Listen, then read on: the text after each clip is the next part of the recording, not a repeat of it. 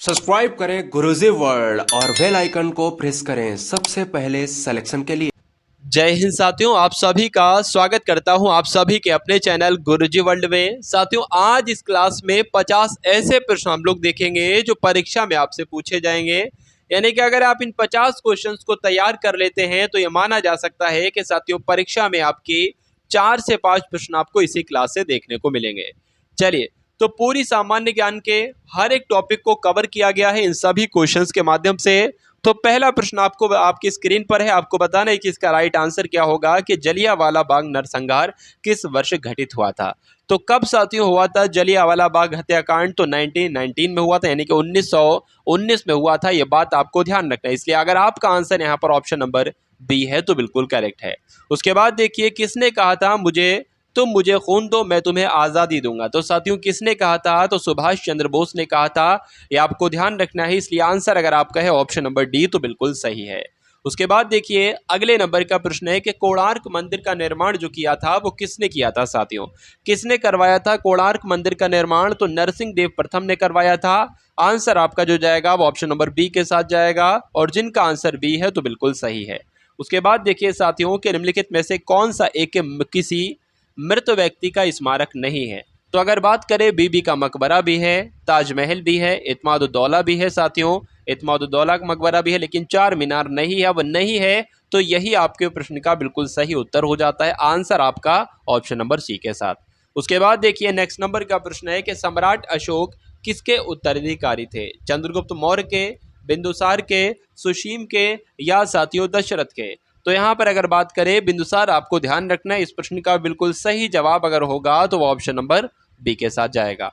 उसके बाद देखिए, छठे नंबर का प्रश्न है आपकी स्क्रीन पर साथियों। जो प्रश्न है कि महाराणा प्रताप के घोड़े का नाम क्या था? बुलबुल था, चेतक था, हैग्रीव था, या साथियों बादल था? बताइए। तो छठवें नंबर के प्रश्न के राइट आंसर की जब हम बात करेंगे तो चेतक इस क्वेश्चन का बिल्कुल सही उत्तर हो जाता है। और अगर आपका भी उत्तर यहाँ पर ऑप्शन नंबर बी है तो बिल्कुल करेक्ट है, यानी कि महाराणा प्रताप के घोड़े का नाम साथियों चेतक था। चलिए, रॉलेट एक्ट की अगर बात करें तो किस वर्ष पारित किया गया था? 1919 में, 1921 में, 1923 में, या 1916 में? तो आपको यहाँ पर साथियों ध्यान क्या रखना है कि 1919 में रॉलेट एक्ट को पारित किया गया था, इसलिए आंसर आपका जो जाएगा वो ऑप्शन नंबर ए के साथ जाएगा। बहुत बढ़िया, वेरी गुड क्लास। अब उसके बाद देखिए साथियों कि अरुणा आसफ अली को कहाँ भारतीय राष्ट्रीय कांग्रेस ध्वज फहराने के लिए याद किया जाता है? तो साथियों कहां पर ऐसा हुआ था? तो अगर बात करते हैं भारत छोड़ो आंदोलन, इस क्वेश्चन का बिल्कुल सही जवाब हो जाता है। यानी कि अरुणा आसफ अली को साथियों भारत छोड़ो आंदोलन के दौरान भारतीय राष्ट्रीय ध्वज फहराने के लिए याद किया जाता है। ये आपको ध्यान रखना है। आंसर आपका ऑप्शन नंबर डी के साथ। उसके बाद देखिए कि वास्को डी गामा साथियों भारत कब आया? 1492 में, 1498 में, या 1948 में, 1857 में? तो 1498 आपके इस प्रश्न का बिल्कुल सही जवाब हो जाता है। यानी कि वास्को डी गामा साथियों भारत कब आया? तो 1498 में आया, ये आपको ध्यान रखना है। इसलिए जिनका आंसर यहाँ पर है ऑप्शन नंबर बी तो बिल्कुल करेक्ट है। उसके बाद देखिए, अगले नंबर का प्रश्न है कि बौद्ध गुफाओं के लिए प्रसिद्ध कारलेक किस राज्य में स्थित है? महाराष्ट्र में, उत्तर प्रदेश में, उत्तराखंड में, या साथियों मध्य प्रदेश में? तो महाराष्ट्र इस प्रश्न का बिल्कुल सही जवाब हो जाता है। तो अगर आपका आंसर यहाँ पर है ऑप्शन नंबर ए के साथ तो बिल्कुल सही है। उसके बाद देखिए, नेक्स्ट नंबर का प्रश्न आपकी स्क्रीन पर है, आपसे पूछा जा रहा है कि भारत की आज़ादी की लड़ाई के दौरान करो या मरो का नारा किसके द्वारा दिया गया था? बताइए। चलिए, यहाँ पर राइट आंसर आपका साथियों क्या हो सकता है बताने की कोशिश करेंगे। चलिए साथियों, तो अगर बात करें आपका आंसर जो जाएगा वो ऑप्शन नंबर सी, यानी कि महात्मा गांधी जी के द्वारा आपका आंसर चला जाएगा, ऑप्शन नंबर सी। उसके बाद देखिए साथियों, एक क्वेश्चन आप लोग कर लीजिएगा होमवर्क के लिए। इसका राइट आंसर आपको कैसे बताना है कि 12 का साथियों ए होगा, या अगर बी होगा तो बी बताना है, या अगर सी होगा तो सी बताना है, या अगर डी होगा तो आपको डी बताना है। तो आपको बताना है कुल मिला के कि स्वतंत्र भारत के पहले गवर्नर जनरल कौन थे। ठीक है, इसका राइट आंसर आपको कमेंट सेक्शन में बताना है। उसके बाद देखिए कि गौतम बुद्ध को साथियों ज्ञान कहाँ पर प्राप्त हुआ था? बोध गया में, अमरनाथ में, कुशीनगर में, या साथियों लुम्बिनी में? तो कहाँ पर देखिए गौतम बुद्ध को ज्ञान कहाँ पर प्राप्त हुआ था? तो ज्ञान तो इनको बोध गया में प्राप्त हुआ था, इसलिए आंसर आपका जो जाएगा वो ऑप्शन नंबर ए के साथ जाएगा। भाई बहुत बढ़िया, वेरी गुड क्लास। चलिए, उसके बाद देखिए चाणक्य का एक अन्य नाम क्या था? आपसे पूछा जा रहा है। देववर्मन, विष्णुगुप्त, रामगुप्त या बृजेश्वर? बताइए। चलिए, तो आपको साथियों याद रखना है कि चाणक्य का जो अन्य नाम था यानी कि विष्णुगुप्त चाणक्य का एक अन्य नाम था, यह आपको ध्यान रखना है। इसलिए आंसर आपका जो जाएगा वो ऑप्शन नंबर बी के साथ जाएगा। अब उसके बाद देखिए अगले नंबर का प्रश्न है कि ब्रह्मा समाज के संस्थापक कौन थे? राजा राम मोहन राय, दयानंद सरस्वती, महात्मा गांधी या लोकमान्य तिलक? बताइए। चलिए, तो अगर बात करते हैं इस प्रश्न के बिल्कुल सही जवाब की, तो आपको ध्यान ये रखना है कि ब्रह्मा समाज के संस्थापक साथियों कौन थे? राजा राम मोहन राय थे। इसलिए आंसर आपका जो जाएगा वो ऑप्शन नंबर ए के साथ जाएगा। भाई बहुत बढ़िया, वेरी गुड क्लास। उसके बाद देखिए नेक्स्ट नंबर का प्रश्न आपके स्क्रीन पर है कि अजंता एवं एलोरा की गुफाएं किस राज्य में स्थित हैं? मध्य प्रदेश में, महाराष्ट्र में, मणिपुर में या साथियों उत्तर प्रदेश में? तो यहाँ पर आंसर की अगर बात करते हैं तो आंसर आपका साथियों महाराष्ट्र के साथ जाएगा। यानी कि अजंता एवं एलोरा की गुफाएं साथियों जो है ना वो महाराष्ट्र में स्थित हैं। तो अगर आपका आंसर यहाँ पर है बी के साथ तो बिल्कुल सही है। उसके बाद देखिए कि रविन्द्रनाथ टैगोर को किस वर्ष में नोबेल पुरस्कार से सम्मानित किया गया था? 1911 में, 1923 में, 1913 में या 1941 में? बताइए। तो आंसर की बात करते हैं तो 1911 आपके इस प्रश्न का बिल्कुल सही जवाब हो जाता है। यानी कि रविन्द्रनाथ टैगोर को 1911 में नोबेल पुरस्कार से सम्मानित किया गया था, जिनका आंसर यहाँ पर है ऑप्शन नंबर सी के साथ, तो बिल्कुल सही जवाब हो जाता है आपका। अब उसके बाद देखिए कि सुभाष चंद्र बोस के पिता आपसे पूछे जा रहे हैं, उनका नाम क्या था? तो सुभाष चंद्र के पिता का नाम साथियों क्या था? जानकी नाथ बोस था। सुभाष चंद्र बोस और जानकी नाथ बोस, ये दो नाम आपको ध्यान रखना है साथियों। सुभाष चंद्र बोस बेटे थे और इनके पिता जानकी नाथ बोस थे। उसके बाद देखिए 19वें नंबर का प्रश्न साथियों आपके स्क्रीन पर है। आपसे पूछा जा रहा है कि अंतिम मुगल सम्राट कौन थे? बाबर, जहांगीर, अकबर या साथियों बहादुर शाह? बताइए। चलिए, तो अगर बात करें अंतिम मुगल सम्राट कौन थे तो बहादुर शाह थे, आपको ध्यान रखना है। इसलिए आंसर आपका जो जाएगा वो ऑप्शन नंबर डी के साथ जाएगा। उसके बाद देखिए कि दीन इलाही किसके द्वारा प्रचारित किया गया? बाबर के द्वारा, बहादुर शाह के द्वारा, अकबर के द्वारा या साथियों हुमायूं के द्वारा? तो इस क्वेश्चन का राइट आंसर आपका जो होगा वो अकबर के साथ जाएगा।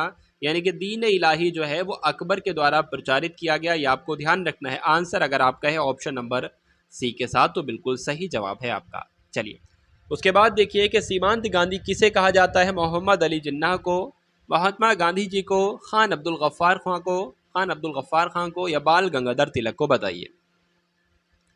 चलिए, तो अगर बात करें इस प्रश्न के बिल्कुल सही जवाब की तो खान अब्दुल गफ्फार खान आपका राइट आंसर हो जाएगा। यानी कि सीमांत गांधी किसे कहा जाता है? तो खान अब्दुल गफ्फार खान को कहा जाता है। आंसर अगर आपका है ऑप्शन नंबर सी तो बिल्कुल सही है।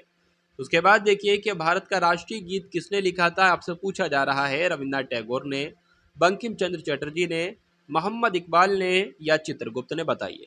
तो यहाँ पर आंसर आपका जो जाएगा वो ऑप्शन नंबर बी के साथ जाएगा, और जिनका भी आंसर यहाँ पर ऑप्शन नंबर बी है तो बिल्कुल सही है। यानी कि भारत का राष्ट्रीय गान साथियों किसने लिखा? तो बंकिम चंद्र चटर्जी ने लिखा। उसके बाद देखिए कि किस क्रांतिकारी ने खुद से मौत को गले लगाया था? खुदीराम बोस ने, रास बिहारी बोस ने, भगत सिंह ने या चंद्रशेखर आजाद ने? बताइए। चलिए, तो आंसर की अगर बात करें तो चंद्रशेखर आजाद इस प्रश्न का बिल्कुल सही जवाब हो जाता है। तो अगर आपका भी आंसर यहाँ पर है ऑप्शन नंबर डी के साथ तो बिल्कुल सही है। उसके बाद देखिए कि किस भारतीय राजा ने पूर्व एशिया के कुछ हिस्सों की जीतने के लिए नौसैनिक शक्ति का इस्तेमाल किया था? अकबर ने, कृष्णदेव राय ने, राजेंद्र चोल ने या शिवाजी ने? बताइए। तो यहाँ पर आंसर की जब हम बात करेंगे तो राजेंद्र चोल इस प्रश्न का बिल्कुल सही जवाब हो जाता है।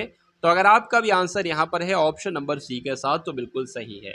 उसके बाद देखिए भीमबेटका की गुफाएं कितने साल पुरानी मानी जाती है? बताइए भाई, कितने साल पुरानी मानी जाती हैं? तो 30,000 साल पुरानी मानी जाती हैं, ये आपको ध्यान रखना है। इसलिए आंसर अगर आपका है ऑप्शन नंबर सी के साथ तो बिल्कुल करेक्ट है। यूनेस्को का वैश्विक विरासत स्थल विक्टोरिया मेमोरियल हॉल है यानी कि हॉल किस भारतीय शहर में स्थित है? तो विक्टोरिया मेमोरियल हॉल साथियों कहाँ पर है? मुंबई में, चेन्नई में, कोलकाता में या साथियों दिल्ली में है? तो कहाँ पर है आपको ध्यान रखना है, कोलकाता में है। इसलिए आंसर की अगर बात करते हैं तो ऑप्शन नंबर सी आपका राइट आंसर हो जाता है। उसके बाद देखिए कि स्वतंत्रता पूर्व भारत में भारतीय राष्ट्रीय कांग्रेस की पहली महिला अध्यक्ष कौन थी? तो साथियों कौन थी? विजय लक्ष्मी पंडित नहीं, सरोजिनी नायडू नहीं, एनी बेसेंट? तो बिल्कुल सही।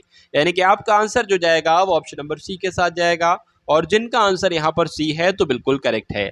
उसके बाद देखिए अगला प्रश्न है कि मध्य भारत में स्थित वैश्विक विरासत स्थल भीमबेटका ये प्रसिद्ध है? तो वनों के लिए भीमबेटका प्रसिद्ध है, पर्वत श्रृंखलाओं के लिए, या पाषाण आश्रय के लिए, या साथियों झरनों के लिए? तो यहाँ पर आंसर की जब हम बात करते हैं तो पाषाण आश्रय इस प्रश्न का बिल्कुल सही जवाब हो जाता है। आंसर आपका ऑप्शन नंबर सी के साथ। बिस्मार्क ऑफ इंडिया साथियों किसे कहा जाता है, आपसे पूछा जा रहा है। तो पंडित जवाहरलाल नेहरू को, सरदार वल्लभ भाई पटेल को, सरोजिनी नायडू को, या लोकमान्य तिलक को? तो सरदार वल्लभ भाई पटेल को साथियों क्या कहा जाता है? बिस्मार्क ऑफ इंडिया कहा जाता है। इसलिए आंसर आपका जो जाएगा वो ऑप्शन नंबर बी के साथ जाएगा। उसके बाद देखिए नेक्स्ट नंबर का प्रश्न है कि महात्मा गांधी जी के द्वारा भारत छोड़ो आंदोलन किस वर्ष में शुरू किया गया था? 1941 में, 1942 में, 1945 में, या 1946 में? तो साथियों भारत छोड़ो आंदोलन जो शुरू किया था वो महात्मा गांधी जी के द्वारा शुरू किया गया था। और कब शुरू किया गया था? तो 1942 में शुरू किया गया था। यह बात आपको ध्यान रखना है। उसके बाद देखिए साथियों शिमला समझौता 1972 पर किनके द्वारा हस्ताक्षर किए गए थे? तो शिमला समझौता 1972 पर किनके द्वारा हस्ताक्षर किए गए थे? तो इंदिरा गांधी एवं ZA भुट्टो के द्वारा साथियों हस्ताक्षर किए गए थे। ये आपको ध्यान रखना है। आंसर आपका ऑप्शन नंबर सी के साथ जाएगा। उसके बाद देखिए भारतीय स्वतंत्रता संग्राम के दौरान समाचार पत्र यंग इंडिया किसके द्वारा प्रकाशित किया गया था? तो यंग इंडिया की अगर बात करते हैं ना साथियों, तो ये किसके द्वारा प्रकाशित किया गया था? तो महात्मा गांधी जी के द्वारा प्रकाशित किया गया था। इसलिए आंसर की अगर बात करें तो ऑप्शन नंबर सी आपका राइट आंसर है। तो बिल्कुल सही जवाब आपका है। चलिए उसके बाद देखिए भारत में पश्चिमी शिक्षा एवं अंग्रेजी भाषा शुरू करने की वकालत किसने की थी? बाल गंगाधर तिलक ने, राजा राम मोहन राय ने, दादा भाई नौरोजी ने, या गोपाल कृष्ण गोखले ने? तो इस क्वेश्चन के राइट आंसर की साथियों जब बात करते हैं तो राजा राम मोहन राय इस प्रश्न का बिल्कुल सही जवाब हो जाता है। यानी कि भारत में पश्चिमी शिक्षा एवं अंग्रेजी भाषा शुरू करने की वकालत राजा राम मोहन राय ने की थी। उसके बाद देखिए कि स्वतंत्रता सेनानी भगत सिंह को किस वर्ष में फांसी की सजा दी गई थी? 1930 में, 31 में, 32 में, या साथियों 1933 में? तो इस प्रश्न का सही उत्तर आपका जो होगा वो 1931 आपका राइट आंसर हो जाता है। यानी कि भगत सिंह को साथियों 1931 में फांसी की सजा दी गई थी। इसलिए आंसर आपका ऑप्शन नंबर बी के साथ जाएगा। उसके बाद देखिए अगले नंबर का प्रश्न है कि स्वतंत्र भारत में भारतीय राष्ट्रीय कांग्रेस की पहली महिला अध्यक्ष कौन थी? सोनिया गांधी, इंदिरा गांधी, अंबिका सोनी, या सरोजिनी नायडू? बताइए। तो यहां पर अगर बात करें इस क्वेश्चन का राइट आंसर क्या होगा? स्वतंत्र भारत में भारतीय राष्ट्रीय कांग्रेस की पहली महिला अध्यक्ष कौन थी? तो इंदिरा गांधी थी। आपको ध्यान रखना है। नेक्स्ट नंबर का प्रश्न आपके स्क्रीन पर साथियों, चलिए बताने की कोशिश करेंगे कि इसका राइट आंसर आपका क्या होगा। भारत और पाकिस्तान के बीच युद्ध विराम रेखा को नियंत्रित रेखा में कब निर्धारित किया गया? तो कब किया गया बताने की कोशिश कीजिए, बताइए। चलिए तो राइट आंसर आपका जो होगा वो 1972 के साथ जाएगा। Option number B. Shravanabelagola साथियों ये कहां पर स्थित है? तो कहां पर स्थित है? आंसर की अगर बात करते हैं तो साथियों ये कहां पर स्थित है? तो आपको ओडिशा में है साथियों, या केरल में है, या तमिलनाडु में है, या कर्नाटक में है? तो कहां पर है साथियों? कर्नाटक में है। आंसर जिनका डी है तो बिल्कुल करेक्ट है। निम्नलिखित में से कौन से स्थान को अद्वितीय प्राकृतिक पर्यावरण होने की वजह से यूनेस्को द्वारा 1985 में वैश्विक विरासत स्थल घोषित किया गया था? बताइए। तो किसे किया गया था? मानस वन्यजीव अभ्यारण्य को, जो कि असम में स्थित है। यह आपको ध्यान रखना है। चलिए नालंदा विश्वविद्यालय के पुनरुत्थान में महत्वपूर्ण भूमिका किसने निभाई थी? तो किसने निभाई थी साथियों? अमर्त्य सेन ने निभाई थी। यह आपको ध्यान रखना है। इसलिए आंसर आपका जो जाएगा वो ऑप्शन नंबर डी के साथ जाएगा। चलिए उसके बाद देखिए साथियों अगले नंबर का प्रश्न है कि 1905 में बंगाल के विभाजन का आदेश किसके द्वारा दिया गया था? तो लॉर्ड कर्जन के द्वारा दिया गया था। यह आपको ध्यान रखना है। तो जिनका आंसर यहाँ पर है साथियों ऑप्शन नंबर ए के साथ, तो बिल्कुल सही जवाब आपका है भाई। बहुत बढ़िया, वेरी गुड क्लास। उसके बाद देखिए नेक्स्ट नंबर का प्रश्न है कि महात्मा गांधी जी कौन से व्यक्ति को अपना राजनीतिक गुरु या उपदेशक मानते? तो महात्मा गांधी की अगर बात करें किसे अपना उपदेशक मानते थे? तो गोपाल कृष्ण गोखले को, दादा भाई नौरोजी को, रविन्द्रनाथ टैगोर को, या मोतीलाल नेहरू को? तो किसे साथियों राजनीतिक गुरु या उपदेशक मानते थे? तो आंसर आपका ऑप्शन नंबर ए के साथ जाएगा, गोपाल कृष्ण गोखले के साथ। चलिए हिंदुस्तान सोशलिस्ट रिपब्लिकन एसोसिएशन की स्थापना साथियों किसके द्वारा की गई थी? ये आपसे पूछा जा रहा है। तो किसके द्वारा की गई थी? तो भगत सिंह के द्वारा की गई थी। इसलिए आंसर आपका जो जाएगा वो ऑप्शन नंबर डी के साथ जाएगा। उसके बाद देखेंगे अगले नंबर का प्रश्न है आपसे यहाँ पर साथियों पूछा जा रहा है कि विपिन चंद्र पाल सहित 3 लोकप्रिय स्वतंत्रता सेनानी लाल बाल पाल के रूप में जाने जाते थे, उनमें से अन्य 2 कौन थे बताइए। चलिए, तो लाला लाजपत राय का तो नाम आपको बता दिया है, ठीक है। लाला लाजपत राय के रूप में जाने जाते थे विपिन चंद्र पाल सहित 3 लोकप्रिय स्वतंत्र नेता लाल बाल पाल, ठीक है। तो विपिन चंद्र पाल का नाम बताया है, लेकिन लाल और बाल का नाम आपको जो है वो नहीं बताया गया है, ठीक है साथियों। तो बाल से हो जाएगा बाल गंगाधर तिलक और लाल से हो जाएगा लाला लाजपत राय, इसलिए आंसर आपका जो जाएगा वो ऑप्शन नंबर बी के साथ जाएगा। तो जिनका आंसर यहाँ पर ऑप्शन नंबर बी है तो बिल्कुल करेक्ट है। उसके बाद देखिए नेक्स्ट नंबर का प्रश्न आपकी स्क्रीन पर है कि दास वंश की स्थापना किसके द्वारा की गई थी। दास कह लो या गुलाम कह लो, बात एक ही है।